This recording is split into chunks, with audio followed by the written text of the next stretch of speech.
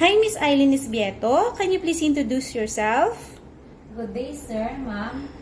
I'm Eileen Casimero Isbieto, 42 years old, single, with 3 children, aged at 17 years old, my first daughter.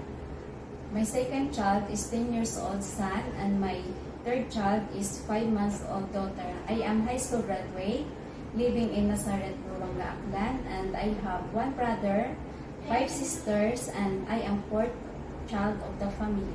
Okay, ma'am. Do you have work experience abroad? Yes, ma'am. I work in Qatar as domestic helper for 2 years, finished contract to a couple with children aged 12 years old, 10 years old, 8 years old, and 3 years old.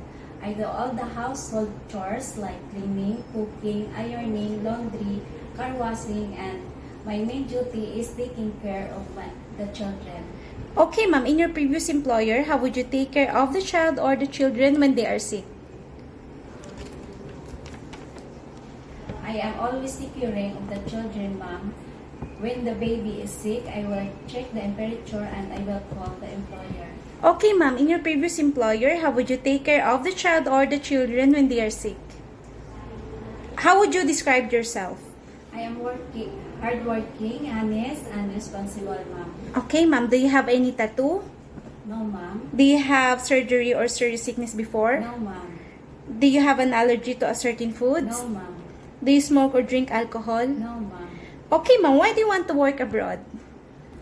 I wanted to work abroad to provide for my family, especially for my children needs. Okay, ma'am. If you get hired, who will take care of your child or your children? My parents and my siblings. Okay, ma'am. If you're homesick, ma'am, what would you do? I will focus my work and remind myself that I need this job for my family. What time do you usually sleep and wake up when you are working? I usually sleep around 10 p.m. and after my